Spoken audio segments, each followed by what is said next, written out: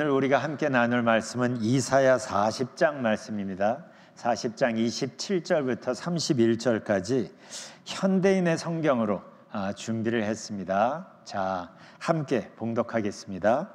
이스라엘아, 어째서 너는 여호와께서 내 고통을 보지 않으며 내가 원통한 일을 당해도 무관심하다고 불평하느냐?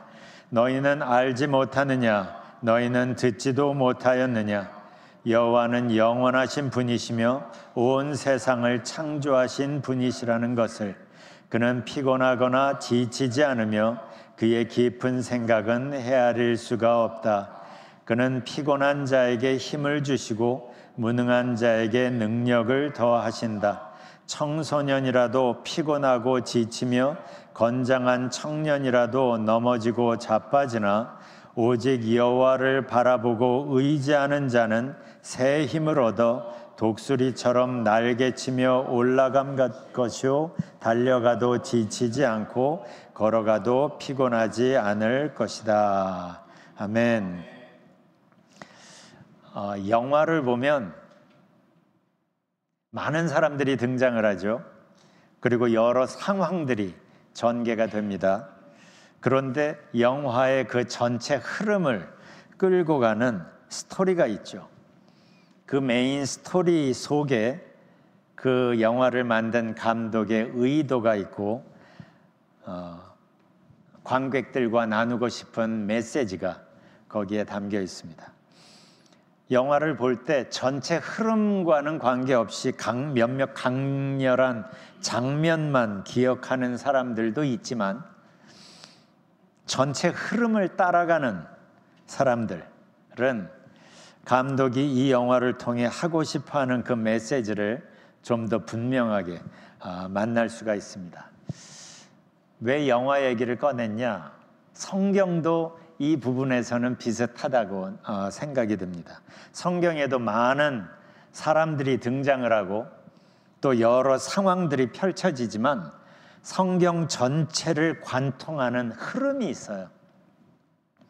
어떤 사람들은 성경을 읽으면서 자기가 좋아하는 몇몇 장면들, 몇몇 구절들을 특별히 기억하고 좋아라 하지만 성경을 관통하는 그 흐름, 그 주된 큰 스토리들을 따라가는 사람은 하나님께서 성경 전부를 통해서 우리에게 얘기하고 싶어 하시는, 우리에게 전하고 싶어 하시는 그 메시지를 좀 더 분명하게 만날 수가 있습니다. 그래서 오늘은 성경의 큰 흐름을 나눠보려고 합니다. 성경은 구약과 신약이 있죠. 그런데 그 구약의 스토리를 관통하는 구약의 큰 흐름을 형성하는 중요한 두 사건이 있습니다. 그것은 출애굽 사건과 바벨론 포로 귀환 사건이에요. 먼저 이 두 가지를 잠깐 보겠습니다. 출애굽기 앞부분을 보면 이스라엘이 당시 최강국이던 이집트에 노예로 묶여 있죠. 원래는 노예로 들어간 건 아니지만 왕권이 바뀌면서 요셉을 모르는 왕이 등극하면서 그 이스라엘 백성들을 두려워하고 혹시 원수 나라와 내통을 하고 함께 하면 어떻게 하지 하는 두려움 때문에 이제 억압을 하기 시작을 해서 나중에 노예 생활을 하게 됩니다. 성경이 그 장면에서 우리들에게 얘기하려는 핵심 메시지는 이겁니다. 이스라엘이 처한 그 상황으로 하나님께서 찾아가셨다. 그리고 하나님께서 그들을 찾아가신 그 결과가 출애굽으로 이어지죠. 그래서 하나님께서 그들의 암울한 노예 생활 속으로 찾아가시면서 암담했던 상황의 변화가 만들어지기 시작했고, 그래서 그 변화의 결과로 이스라엘이 해방이 되고 전혀 새로운 삶을 시작하게 되죠. 그런데 사람의 마음은 참 이기적이고 얄팍합니다. 살만해지니까 우리가 그 다음에 그들이 이제 가나안 땅에 와서 정착을 하고 거기에서 살만해지니까 하나님을 쉽게 잊어버리고 하나님과 멀어지기 시작합니다. 그러니까 하나님은 여러 선지자들을 보내서 돌아오라고 부르시지만 그들은 다른 것들 때문에 마음이 분주합니다. 이게 구약의 뒷부분의 주된 스토리예요. 이 부분을 읽다 보면 마치 하나님이 우리에게 물으시는 것 같아요. 너는 어떠니? 너는 요즘 어떠니? 그러다가 이스라엘이 전혀 예상하지 못한 일이 벌어집니다. 그게 이스라엘의 멸망입니다. 예루살렘이 유린되고 성전이 파괴되고 이스라엘 사람들이 포로로 끌려갑니다. 그 참담함이란 이루 표현할 수가 없습니다. 모든 것이 끝나버렸습니다. 그런데 중요한 건 하나님의 스토리는 아직 끝나지 않았다는 거예요. 하나님은 이스라엘로 하여금 멸망하게 해 두시면서 이스라엘 역사의 챕터 2를 이미 준비하고 계셨어요. 그 복선으로 그려진 것이 전쟁 포로들입니다. 사실 하나님의 은혜는 이스라엘이 망하는 그 순간조차에도 끊어지지 않고 계속 흐르고 있었던 겁니다. 이스라엘의 멸망을 고스란히 바라보던 예레미야 선지자를 우리는 알죠. 하나님의 백성이 그렇게 그냥 끝나버릴 줄은 예레미야도 몰랐을 겁니다. 멸망을 선포하면서도 이럴 줄은 몰랐을 겁니다. 아마 슬프게 울며 하나님을 찾습니다. 슬픈 속에서 하나님을 찾는 그 기록이 예레미야 애가입니다. 슬픈 노래. 그 참담한 상황에서 그는 하나님께 집중합니다. 그렇게 하나님이 어떠한 분이신지를 곰곰이 생각하다가 이렇게 말하죠. 예레미야 애가 3장 21절 보면 그러나 마음속으로 곰곰이 생각하며 오히려 희망을 가지는 것은 주님의 한결같은 사랑이 다함이 없고 그 긍휼이 끝이 없기 때문이다. 그러니까 이스라엘이 반역한다고 해도 하나님의 사랑이 끊어지지 않을 거라고 생각을 한 거죠. 하나님의 긍휼은 여기서 끝이 아닐 거라는 것을 하나님이 누군지를 집중하다 보니까 알게 된 거예요. 이렇게 하나님이 어떠한 분이신지를 곰곰이 생각하면서 그 하나님의 정체성을 흐르고 있는 하나님의 그 한없는 사랑과 은혜를 알게 되니까 거기에서 희망을 발견합니다. 쫄딱 망한 이스라엘의 그 멸망 시점에서 예레미야는 하나님 안에서 희망을 발견합니다. 그래서 하나님께 이렇게 고백해요. 그게 3장 23절입니다. 주님의 사랑과 긍휼이 아침마다 새롭고 주님의 신실이 큽니다. 구절은 참 유명하죠. 그래서 복음성가에도 많이 나타나는. 그런데 저 고백이 어느 날 아침 산뜻한 아침에 일어나 큐티하면서 고백한 게 아닙니다. 황폐화되고 완전히 망해버린 소망이란 전혀 보이지 않는 그 현실 상황에서 그러나 눈을 들어 하나님을 보며 하나님이 누구신지를 보면서 온전히 하나님의 은혜와 하나님의 사랑에 집중하면서 하나님 때문에 갖게 된 희망이 적어요. 주님의 사랑과 긍휼이 아침마다 새롭고 주님의 신실이 큽니다. 그런데 안타깝게도 대부분의 이스라엘 백성들은 이런 하나님의 은혜를 알아볼 믿음도 안목도 없었습니다. 그들의 시선은 암울한 상황에만 집중되어 있었고 거기에서 그들이 할 수 있는 건 아무것도 없었습니다. 그러니까 전혀 절망밖에는 보이지 않았던 거죠. 그들은 지쳤고 모여서 투덜거리는 게 그들이 할 수 있는 전부였습니다. 하나님은 우리를 잊으셨다고, 하나님은 우리의 억울함을 신경조차 쓰지 않으신다고. 그런데 참 놀라운 것은 사실은 하나님은 그들의 투덜거리는 말까지 모두 듣고 계신 거예요. 그래서 하시는 말씀이 이사야 40장 27절입니다. 현대인의 성경으로 보면 이렇습니다.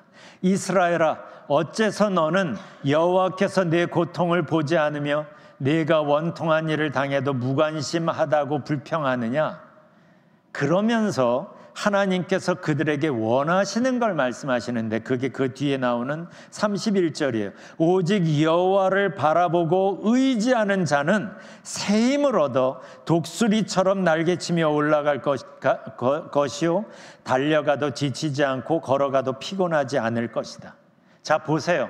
그 상황에서 지금 이 이사야 40장의 이 상황은 포로로 끌려간 그 상황이에요. 이스라엘은 망했고 예루살렘은 무너졌고 그들은 포로로 바벨론의 이방 땅에 끌려온 그 상황인데, 그 상황에서 하나님은 여전히 이스라엘 백성에게 원하시는 게 있었어요. 이게 무슨 뜻입니까? 하나님이 그들에게 원하는 게 있다는 얘기가 무슨 뜻입니까? 하나님은 그들을 여전히 포기하지 않았다는 거죠.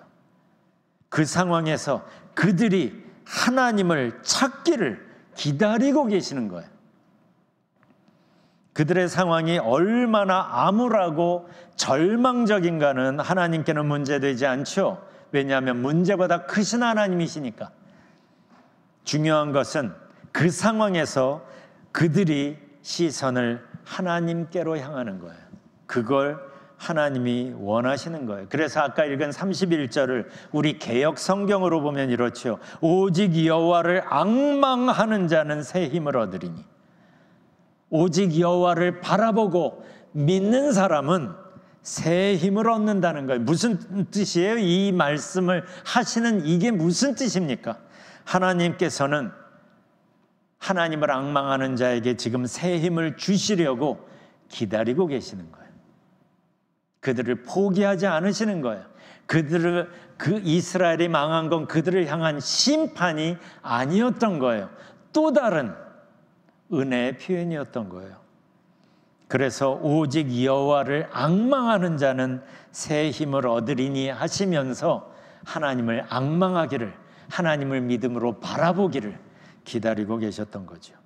성경이 지속적으로 반복해서 우리에게 강조하는 메시지가 이겁니다. 우리가 지금 어떤 상황에 있을지라도, 지금 우리가 처한 상황이 아무리 어렵고 암담한 상황일지라도 하나님께서 우리의 상황 속으로 찾아오신다는 것, 그리고 하나님께서 우리에게 하나님을 찾으라고 부르시는 것, 하나님을 앙망하는 자가 새 힘을 얻는다는 것, 그리고 변화는 거기서 시작이 됩니다. 그때 하나님께서 만드시는 변화가 바벨론 포로들이 예루살렘으로 귀환하도록 하신 거예요. 그 당시의 정세를 보면 바벨론에 이어서 페르시아, 이 성경 표현으로는 바사죠. 페르시아가 중동 지역을 장악하기 시작했는데 그 페르시아의 초대 왕인 고레스 왕의 마음을 하나님께서 감동시킴으로 해서 이스라엘 포로들에게 예루살렘으로 다시 돌아가도 좋다는 칙령을 내립니다. 그 내용이 역대하 맨 마지막 36장과 그 다음 에스라 1장에서 똑같은 내용이 쓰여져 있어요. 역대하 36장을 쉬운 성경으로 보면 이렇습니다. 22절, 고레스가 페르시아의 왕이 된 첫 해에 여호와께서 고레스의 마음을 움직이셔서 예레미야를 시켜서 하신 말씀을 이루셨습니다. 포로가 다시 돌아올 거라는 예언을 이미 예레미야에게 하셨는데 그걸 지금 이루신다는 거예요. 고레스는 온 땅에 사람을 보내어 글로 적은 칙령을 선포하게 했습니다. 23절, 페르시아의 고레스 왕이 선포한 칙령의 내용은 이러합니다. 하늘의 하나님이신 여호와께서 이 세상의 온 나라들을 나에게 주셨다. 그리고 나를 세우셔서 유다 땅 예루살렘에 여호와를 위해 성전을 짓게 하셨다. 이제 너희 모든 하나님의 백성은 예루살렘으로 돌아가도 좋다. 너희의 하나님 여호와께서 너희와 함께 하시기를 바란다. 그래서 이스라엘의 포로들이 예루살렘으로 귀환할 수가 있어. 역사적으로 보면 3차에 걸쳐서 귀환을 하죠. 그러면서 이스라엘의 역사 챕터 2가 시작이 됩니다. 자, 이 바벨론 포로의 예루살렘 귀환 사건과 출애굽, 이집트에서 그들이 출애굽했던 그 상황을 같이 보면 비슷한 점들이 있습니다. 그들이 처했던 상황은 자기 힘으로는 어찌할 수 없는 암담한 상황이었다는 것. 그런데 하나님께서 그들에게 찾아가심으로 해서 변화가 시작되었다는 것. 그리고 그 결과로 그들은 해방과 자유를 경험하게 되고, 그래서 새로운 시작을 하게 되었다는 것. 여기서 우리는 우리가 믿는 하나님에 대해 중요한 것들을 배우게 됩니다. 첫 번째, 우리의 힘든 상황으로 찾아오시는 하나님. 하나님은 저 위에서 우리를 부르시기만 하는 게 아니라 우리에게 찾아오시는 하나님.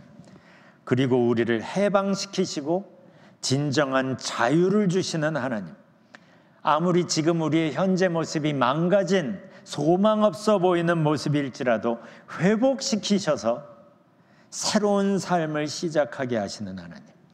이분이 성경이 알려주는 우리 하나님이에요. 우리가 본 것처럼 출애굽 사건과 바벨론 포로 귀환 사건은 구약의 큰 흐름을 형성하고 있습니다. 그런데 더 중요한 사실이 있어요. 이 두 사건들은 성경이 본격적으로 이제 얘기하려는 메인 스토리의 예고편이라는 사실이에요. 구약의 굵직굵직한 사건들을 통하여서 우리 하나님이 어떤 분이신지를 보여주고 나서 성경은 본격적인 메인 스토리를 시작을 하는데, 그게 신약에서 전개가 되죠.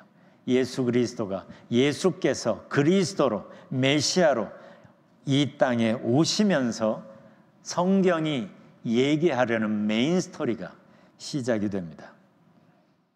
신약 성경을 이렇게 읽다 보면 성경이 우리에게 묻고 있다는 느낌을 받습니다. 이스라엘이 이집트에 묶여 있었던 것처럼, 이스라엘이 바벨론에 매여 있었던 것처럼 사실 지금 우리도 무언가에 묶여 있지 않냐고 성경은 우리에게 묻습니다. 미움과 질투에 묶여 있고 욕심과 세상의 유혹에 묶여 있지 않냐고, 이런저런 부정적인 생각과 염려에 묶여 있지 않냐고 성경은 우리에게 묻습니다. 그리고 이렇게 우리를 묶고 있는 그 영향력의 뿌리가 죄라고 성경은 분명하게 얘기를 해줍니다. 왜 성경은 우리가 죄에 묶여 있다는 걸 굳이 강조하고 얘기할까요? 왜 죄라는 이슈를, 요즘 사람들이 그렇게 싫어하는 주제인 죄라는 그 주제를 왜 자꾸 성경은 들먹일까요? 죄에서 해방되는 길을 알기 때문입니다. 죄에서 해방되었을 때 우리가 가질 수 있는 원래의 모습을 알기 때문이죠. 그리고 우리를 죄에서 자유롭게 하려고, 진정한 해방을 느끼게 하려고 하나님께서 우리에게 찾아오셨기 때문이에요. 그래서 신약을 시작하는 마태복음 1장의 키워드가 뭐라고 했죠? 임마누엘, God with us. 우리를 찾아오신, 그래서 우리와 함께 하시는 하나님. 신약 맨 첫 장부터 이것을 선포하며 신약은 시작이 됩니다. 임마누엘, God with us. 우리를 찾아오신, 바벨론에 찾아가시고 이집트에 찾아가신 그 하나님께서 죄 가운데 있는 우리에게 찾아오심으로 해서 신약은 시작이 됩니다. 왜 오셨어요? 출애굽 때처럼, 바벨론 포로 귀환 때처럼 변화를 만드시려고, 자유함을 주시려고, 그래서 새로운 삶을 살게 하시려고, 그 변화, 그 새로운 삶, 그 자유함을 예수님은 이렇게 설명하시죠. 그게 유명한 요한복음 3장 16절이에요. 같이 읽어보죠. 시작. 하나님이 세상을 이처럼 사랑하사 독생자를 주셨으니 이는 그를 믿는 자마다 멸망하지 않고 영생을 얻게 하려 하심이라. 이것은 단순히 성경 한 구절이 아니라 하나님께서 우리에게 주시는 메시지예요. 그러니까 세상에다가 여러분 이름을 넣어서 다시 한번 읽어볼까요? 시작. 하나님이 조현준을 이처럼 사랑하사 독생자를 주셨으니 이는 그를 믿는 자마다 멸망하지 않고 영생을 얻게 하려 하심이라. 영생을 얻게 하려 하심이라. 왜 영생을 주시려고 하시는 걸까요? 죄에 매여서 겨우겨우 억지로 사는 삶 말고 죄에 오염되기 이전의 삶은 하나님은 아시기 때문에 하나님의 활력을 주셔서, 하나님의 생명력을 주셔서, 하나님의 영생을 주심으로 우리를 회복시켜서 정말 사는 것처럼 살게 하고 싶으시기 때문이에요. 여기에서 영생은 죽어서 천국 가는 것만 말하는 게 아닙니다. 그것도 포함이지만 이 땅을 살면서 영생은 오늘 우리가 하나님 안에 있을 때 누릴 수 있는 것이거든요. 그런데 모든 관계가 쌍방의 동의가 중요하죠. 그래서 하나님은 이러한 변화를 우리 안에 만드시기 위해서 우리의 동의를 구합니다. 그게 믿음이에요. 하나님께서 이렇게 하시고 싶어 하시는데 그거에 대하여 예스하는 거죠. 예수님, 나에게 오신 예수님에 대하여 예스하는 거예요. 우리의 마음을 두드리시는 예수님을 향하여 예스하는 거예요. 그래서 그를 믿는 자마다 멸망하지 않고 영생을 얻게 되는 겁니다. 지금 우리에게 하고 있는 겁니다. 우리에게 하고 있는 겁니다. 영생에 대하여 아는 게 중요한 게 아니라 이렇게 이미 약속된 영생을 우리가 맛보고 누리며 사는 것, 그게 신앙생활이에요. 구약의 에스라서가 포로들이 바벨론에서 해방되어 다시 예루살렘으로 돌아오는 모습을 보여주고 있습니다. 그런데 그 에스라서 6장에 보면 유난히 자주 등장하는 표현이 있는데 사로잡혔던 자들, 이런 표현이에요. 사로잡혔던 자들. 에스라서 6장은 포로들이 예루살렘에 돌아와서 먼저 성전을 지어서 하나님께 봉헌하고 거기에서 유월절을 아주 흥겹게 지키는 장면이거든요. 그래서 아주 전체적인 분위기는 회복과 기쁨과 감격과 감사예요. 그런데 그렇게 기쁘고 감사한 상황을 그리면서 왜 그들이 사로잡혔던 자들이라는 것을 계속 반복해서 강조하는 걸까요? 왜? 이유가 뭡니까? 지금 이렇게 하나님 안에서 즐거워하고 있는 이 사람들이 사실은 얼마 전까지만 해도 사로잡혔던 자들이라는 것, 전혀 소망이 없었던 자들이었다는 것, 그것을 잊지 않게 하기 위해서예요. 그런데 어떻게 이런 어마어마한 변화가 생겼어요? 그들의 암울했던 상황 속으로 하나님께서 찾아가셨기 때문이죠. 그리고 그 결과가 하나님 안에서의 즐거움인 거예요. 그래서 에스라 6장 22절에 이걸 이렇게 분명하게 말합니다. 여호와께서 그들을 즐겁게 하시고, 여호와께서 그들을 즐겁게 하시고, 이게 하나님께서 우리 안에서 만드시려는 변화이고 회복이에요. 지금 우리가 어떤 상황에 있는지, 어떤 사망의 음침한 골짜기를 걸어가고 있는지, 우리의 상황은 더 이상 중요하지 않습니다. 왜냐하면 상황보다 크신 하나님이 우리를 찾아오셨기 때문에, 문제보다 크신 하나님이 지금 우리를 붙들고 계시고 함께 걷고 계시기 때문에, 그래서 지금 나의 상황이 어떠한간 더 이상 중요하지 않고 그 상황 속에 하나님께서 찾아오셨다는 것, 그리고 지금 그리고 앞으로 늘 우리와 함께 하실 것이라는 것, 임마누엘, God with us, 이게 중요합니다. 그 하나님께서, 임마누엘 하나님께서, 우리의 상황 속으로 찾아오신 그 하나님께서 우리에게 말씀하십니다. 오직 여호와를 앙망하는 자는 새 힘을 얻으리니, 오직 여호와를 믿음으로 바라보는 사람에겐 하나님께서 새 힘을 주시겠다는 거예요. 그렇다면 한번 살펴보십시오. 지금 나의 시선이 어디를 향하고 있는가? 한번 보세요. 바벨론 포로들처럼 지금 처한 상황만 보면서 한숨 짓고 있습니까? 아니면 지금 나에게 오셔서 두려워 말라, 내가 너와 함께 한다 말씀하시는 그 하나님을 향하고 있습니까?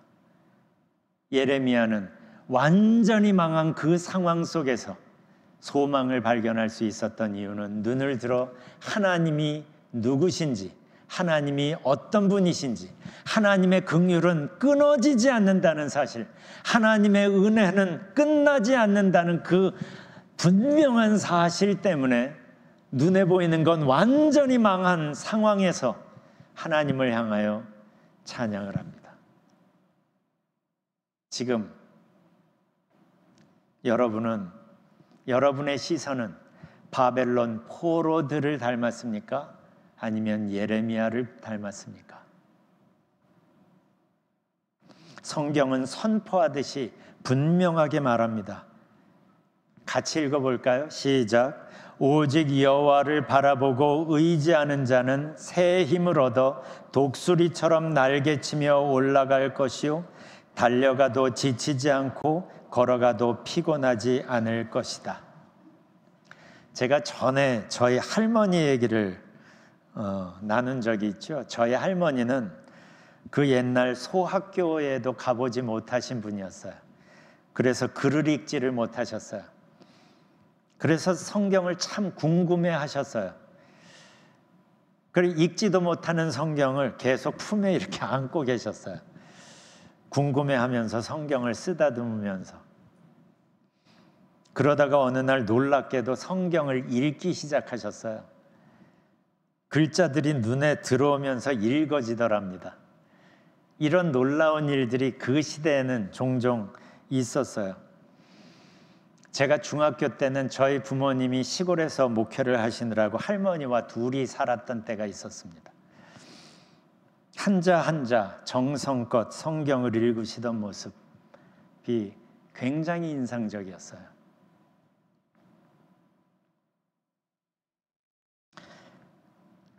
하나님은 우리 할머니에게 찾아오셨고 그분의 눈을 열어주셨어요. 할머니는 성경을 깊이 깨닫는 수준으로 읽으신 건 아니었어요. 그렇지만 그분에게 하나님 말씀은 사실이었고 살아있는 말씀이었어요. 할머니는 특히 이 찬송가를 좋아하셨어요. 우리가 그래서 조금 이따 부를 건데, 주의 친절한 팔에 안기세 우리 마음이 평안하리니. 지금 생각해 보면 그분께는 이 찬양이 그냥 노래가 아니었습니다. 그분의 고백이었고 삶이었던 거예요. 저희 할머니는 20대 후반에 혼자 되셨어요. 그래서 남매를 키우셨습니다. 한국 근대사가 얼마나 요란 뻑적지근합니까? 그 험한 시대를 20대의 젊디 젊은 여자가 남매를 키웁니다. 아주 고단한 삶을 사신 우리 할머니에게 하나님께서 찾아가셨죠. 그리고 때로는 친구로, 때로는 남편으로 외롭지 않게 동행해 주셨어요. 그래서 주의 친절한 팔에 안기세 우리 마음이 평안하리니, 이 찬송은 우리 할머니에겐 실제 이야기였던 거예요.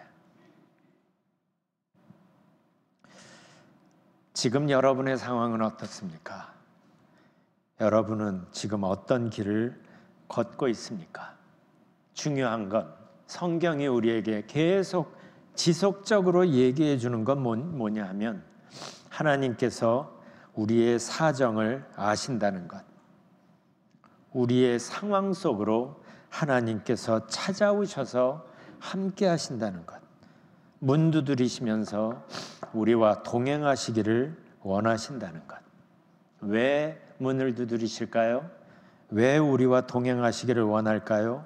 변화를 주고 싶으셔서, 진정한 자유와 회복을 주시고 싶으셔서, 그래서 하나님 안에서 평안과 기쁨을 누리면서 진짜 사는 것처럼 살게 하고 싶으셔서, 그래서 에스라 6장 22절의 말씀처럼 그들이 하나님께서 그들을 즐겁게 하시고 하는 이 말씀을 우리의 삶 속에서도 실제가 되게 하시려고, 바로 그 하나님이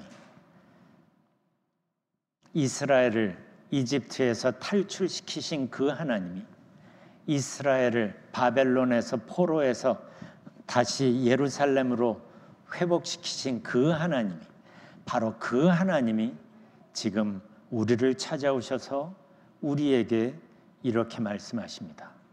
오직 여호와를 바라보고 의지하는 자는 새 힘을 얻어 독수리처럼 날개치며 올라감 같을 것이요, 달려가도 지치지 않고 걸어가도 피곤하지 않을 것이다. 이 하나님의 말씀 앞에 여러분은 어떻게 반응하시겠습니까? 잠시 하나님 앞에 머무는 시간을 좀 가져보겠습니다. 우리가 함께 나눈 말씀을 한번 생각해 보십시오. 임마누엘 하나님, God with us, 우리를 찾아오신, 여러분의 삶 속에 함께 하시는, 여러분과 좀 더 친밀하게 동행하고 싶어서 문을 두드리고 계시는 그 하나님 앞에 여러분은 어떻게 반응하고 계시는지 생각해 보십시다.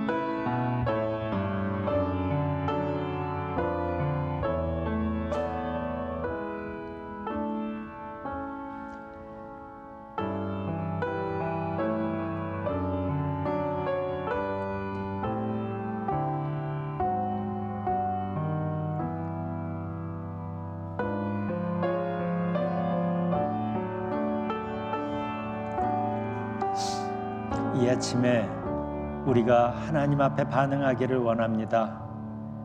지금까지 우리의 삶을 돌아보며 어떠한 상황일지라도 우리의 시선을 상황에 두기보다 눈을 들어 하나님을 향하게 하시고,